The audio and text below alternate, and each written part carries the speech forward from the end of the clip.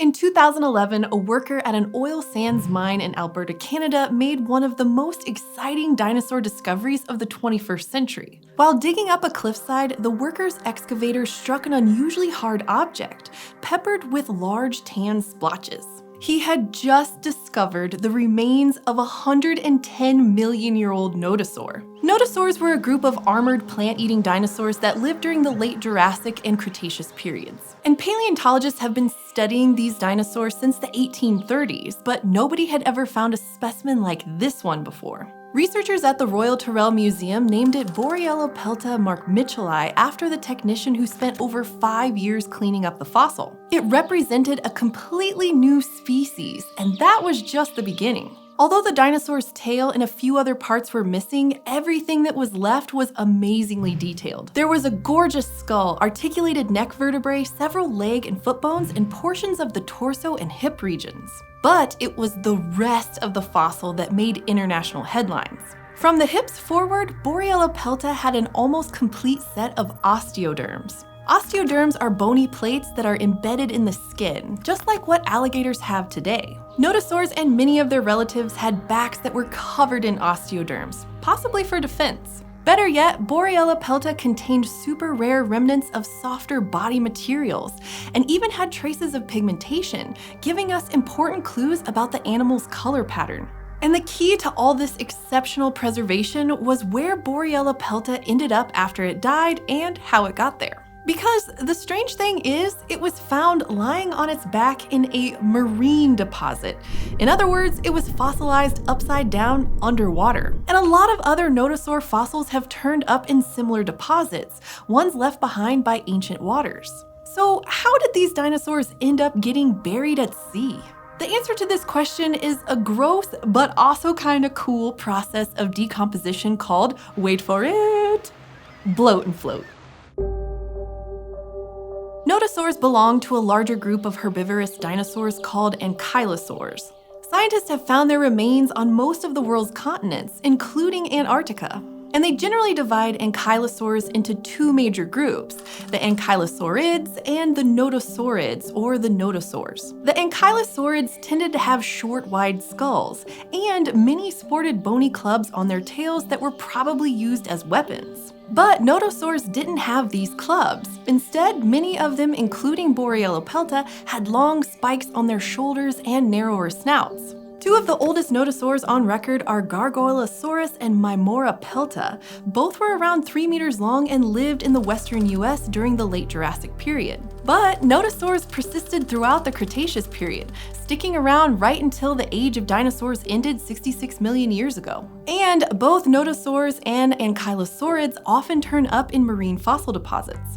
Now, you might remember from our video when sharks swam the Great Plains that from about 95 to 68 million years ago, a huge body of water called the Western Interior Seaway split North America in half. And earlier in the Cretaceous, much of west central Canada and the upper Great Plains were covered by the Maori Sea, an extension of the Arctic Ocean. So there was a lot of available sea for the armored dinosaurs to end up in. For example, take the nodosaur known as Niobrarasaurus. It's known exclusively from the late Cretaceous marine deposits of western Kansas, and some of its fossils even bear the tooth marks of ancient sharks. And lots of other armored ankylosaurs, including nodosaurs, have been found in marine deposits, from places like Queensland, Australia, and James Ross Island, Antarctica. One species was even found in California with fossilized oysters encrusting on its bones. And then we have Borealopelta, the spectacular nodosaur that those Albertan miners came across. Its remains were discovered in the early Cretaceous Clearwater Formation, where the fossils of marine reptiles like plesiosaurs and ichthyosaurs often turn up, but scientists had never found any dinosaur material out there until Borealopelta. So what happened? Well, after its death, Borealopelta's corpse hit the sea floor around 200 to 400 kilometers away from the closest shoreline, and it landed upside down, which turns out to have been a common fate for nodosaurs. Computer simulations suggest that these top-heavy animals would have flipped over pretty easily while floating in the water. So below the waves, Borealopelta came to rest in a layer of stagnant, oxygen-poor mud. Traces of burrowing sea creatures were found nearby, but paleontologists found no evidence that the dinosaur's body was scavenged. And when it was discovered, Borealopelta was encased in a tomb of hard rock called a concretion. As its body decayed, carbon dioxide and other substances were released, which changed the chemistry of the water inside the mud around the carcass. Soon enough, a tough layer of siderite, a type of iron carbonate, formed, protecting the dinosaur's remains. But how did it get so far away from the coastline? After all, Borealopelta was heavily armored and short-legged, so it was probably a terrible swimmer, and it lived on land anyways, so there's no reason to think that the nodosaur swam to its watery grave. It's more likely that the dinosaur's body was washed out to sea. Sometimes after an animal dies and bacteria start breaking it down, gases build up inside the corpse. And if the carcass ends up in a body of water while that's happening, it might start bobbing around at the surface. Scientists call this phenomenon bloat and float. Eventually, those gases escape, the body stops floating, and it sinks to the bottom. And no matter where an animal dies, there's a good chance its remains will get scattered around after death. But the concretion around Borealopelta kept most of its skeleton together. Better yet, the rocky shell helped the dinosaur retain its three-dimensional shape, even as layers of sediment piled up on the carcass over time. Between the bloat and float process and the seafloor environment where it landed, Borealopelta kind of hit the jackpot in terms of preservation. For example, along with those osteoderms, experts found that the fossil was also covered with tiny polygonal scales on much of its skin. And delicate skin structures were spread out across the skull, neck, back, hips, and even its legs. Plus, many of the dinosaur's osteoderms, along with other parts of the body, were coated in a dark gray material. This stuff has been identified as a kind of organic film, and it's loaded with the chemical traces and byproducts of keratin. Keratin is a key ingredient in fingernails, hooves, feathers, and hair, and some modern reptiles, like alligators, have keratin sheaths over their osteoderms. Unfortunately, keratin often vanishes without a trace during the fossilization process. But the organic film on Borealopelta preserved the original three-dimensional structure of the keratin sheaths that covered and lengthened the bony osteoderms when the dinosaur was alive. The ones on Borealopelta's shoulder spikes are a centimeter thick in some places, and make up about 25% of the total length of each spike, so this gives us a clearer picture of what the nodosaur actually looked like. But wait, there's more! The film of keratin wasn't even the most spectacular aspect of this fossil. This dinosaur had preserved evidence of coloration, and it came in an unexpected pattern. Some of Borealopelta's scales bear the chemical hallmarks of a pigment called pheomelanin. Judging by these traces, it appears that most of the dinosaur's back was a reddish brown while its underside was pale. This means that Borealopelta could have been countershaded, or darker on its upper side and lighter on its underside. Countershading can make animals much harder to see because of the way shadows help us perceive objects. When sunlight hits a three-dimensional body, it tends to look light on top and dark on bottom. So if these creatures are lit from above, they'll look almost uniform in color. Their dark backs will be illuminated and their light underbellies will look darker. Because of that, predators might not even recognize countershaded animals as three-dimensional objects. Visually, they're harder to make out. This would have been really useful for Borealopelta because even though it was really big, like 1,300 kilograms, back in the nodosaur's heyday, massive carnivores stalked North America. And one of them was Acrocanthosaurus, a predator that measured 11 meters long and could have weighed a little over 7 metric tons.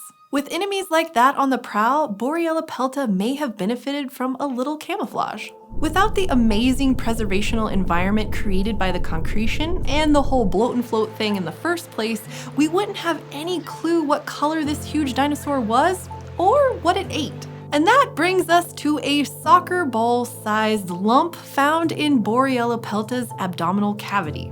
In 2020, Royal Tyrrell paleontologist Caleb Brown and his colleagues recognized this lump as a cololite, which is a hunk of fossilized intestinal contents. Even though Borealopelta had ended up in a marine deposit, this cololite was loaded with bits and pieces of land plants. Fossil sites in other parts of Canada tell us that central Alberta was home to a wide variety of terrestrial plants in the early Cretaceous, with conifer forests dominating the landscape. But it doesn't look like Borealopelta was too keen on conifers. Leaf tissue makes up 88% of all the plant material that was identified inside the cololite, and the vast majority of those leaves came from ferns. Which is interesting because scientists had always assumed that nodosaurs with their long, narrow snouts were picky eaters. Instead of chowing down on a mixed foliage indiscriminately, the dinosaurs would have carefully plucked their favorite plants. And Borealopelta's gut contents look like evidence of this, but they also point to something surprising about the environment that it lived in.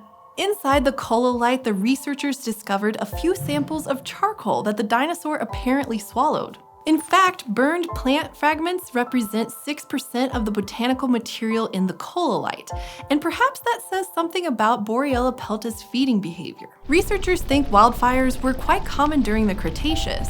When Borealopelta was alive, oxygen may have made up around 30% of Earth's atmosphere, compared to just 21% today. And when these natural disasters happen, ferns often bounce back faster than other plants do. For a brief period, ferns may actually dominate a post-fire landscape as the environment recovers. So if Borealopelta was a picky eater with a taste for ferns, then maybe the dinosaur was attracted to wildfire-stricken areas where these plants were thriving. Between the remnants of keratin and its preserved dietary clues, Borealopelta might be the most significant nodosaur fossil ever found. And just think, the dinosaur could have been lost to us forever if it hadn't bloated and floated across an inland sea. In death, this creature beat the odds, evading scavengers and the ravages of fossilization before it survived the mining process and caught an equipment operator's eye. By doing all this, it's given us a bounty of dinosaurian knowledge.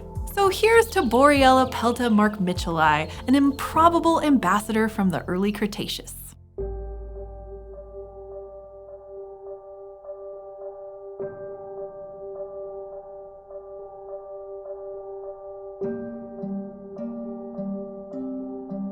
Thanks to Caleb Brown and Donald Henderson of the Royal Tyrrell Museum in Alberta and Jakob Vinther of the University of Bristol for their help with this episode. And thanks to this month's Eontologists for floating around with us: Lucan Curtis Mahoney, Sean Dennis, Jake Hart, John Davison Ing, Patrick Seifert, and Steve. You can become an Eonite by pledging your support at patreon.com/eons. Also, thank you for joining me in the Konstantin Haase studio. Be sure to subscribe at youtube.com/eons for more adventures in deep time.